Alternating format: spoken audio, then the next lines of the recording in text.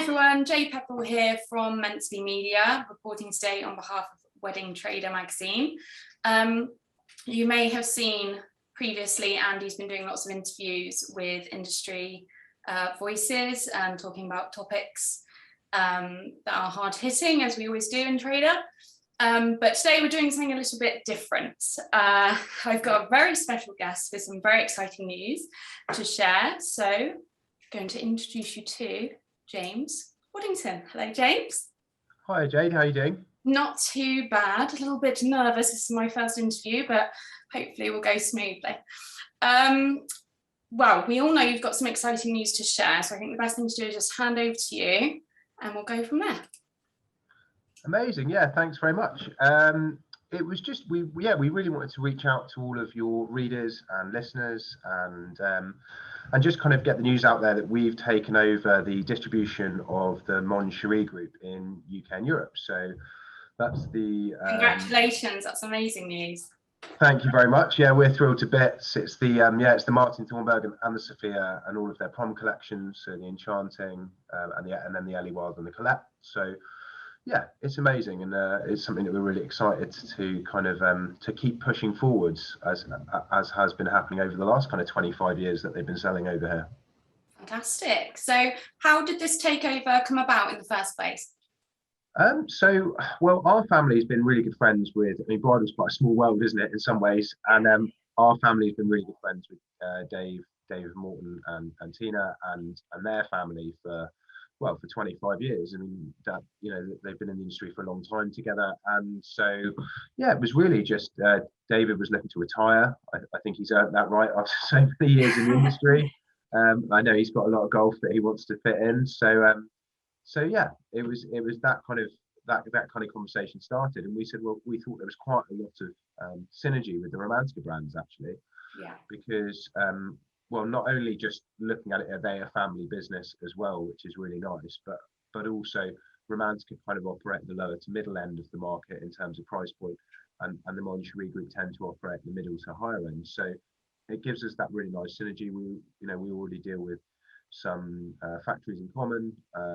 We'd already come up with the same solution for Brexit and kind of getting our goods through Special Day in Ireland. So we've got that synergy there as well. And it just it felt right, I suppose. Felt right. Fantastic. So now obviously you've taken over the brand. Are any of the team previously working on Montreal going to be joining Romantica, or is it a complete separation? So absolutely, yeah. So all of the sales team have come across. So as retailers, you'll still see the same familiar faces, the same people that know so much about the brands. They're all coming with us. So they've all signed up with us, which is great. And so they bring all their experience with us.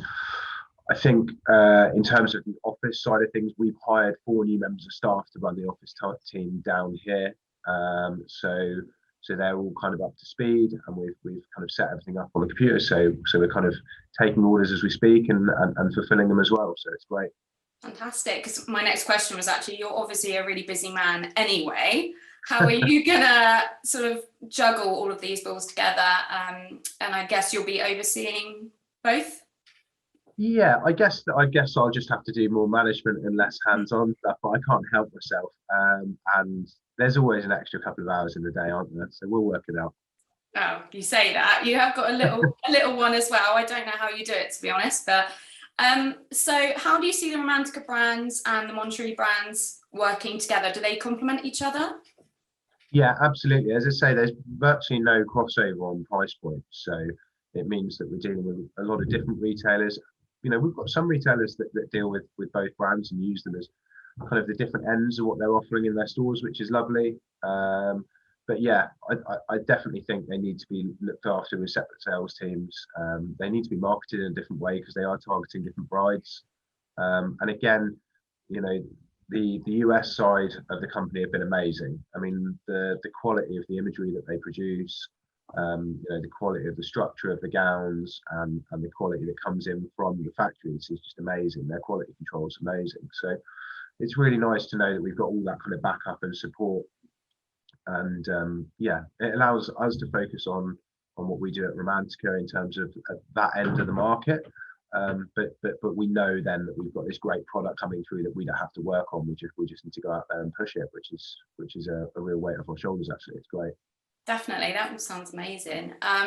So will your existing Romantica retailers and the Moncherie retailers benefit at all from this merge? Absolutely. I mean, anything like this, which just makes the overall group stronger, gives us more ability to invest and more ability to support retailers in every way possible. You know, we'll be accessing more brides with more marketing, and all of that can only benefit retailers.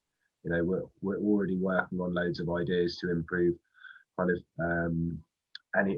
reduce our environmental impact as much as possible. So we're looking at trying to move away from the single-use plastic bags where possible, maybe trying to move away from the plastic hangers, and a lot of this stuff takes a little bit longer because it's all going back up the supply chain, and we deal with vast numbers of factories. But these are all the things that we're working on to try and reduce our impact, because obviously that's the most important thing we can do. Absolutely. You mentioned earlier about the great imagery that's already in place with the Moncherie labels. Do you have any plans to do any rebranding at all, logos and imagery, or are you quite happy keeping it as it is at the minute?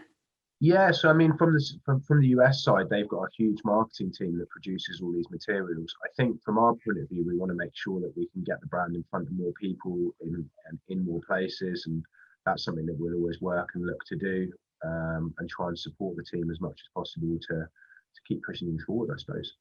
Absolutely. Okay. So when are the next Romantica and Moncherie collections coming out? Can you tell us a bit about those? Yeah, so Romantica's kind of had a little bit of a pre-launch out on the road with some selling, but I mean fundamentally both collections are launching at the Harrogate show in September. Romantica will be where they normally are in the St George, and Moncherie will be where they normally are on stand Q1. For anyone that knows Harrogate, that means that we're exactly the two perfectly spaced out, like we couldn't be further apart. And I can't split myself in two, so it's going to be interesting for this first year, definitely. But you know, we want to make sure that we've got that consistency and stability for our customers, so they know where to find us, and we can kind of take it from there. Fantastic. Wow, I personally am really excited to see how you move forward with the brands. I look forward to seeing you at Harrogate as well. It's going to come around pretty quick. Yeah.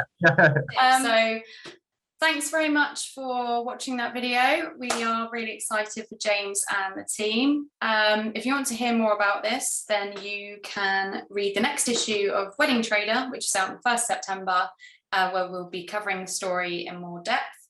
And we look forward to seeing you all at Harrogate. Take care, everyone. Bye.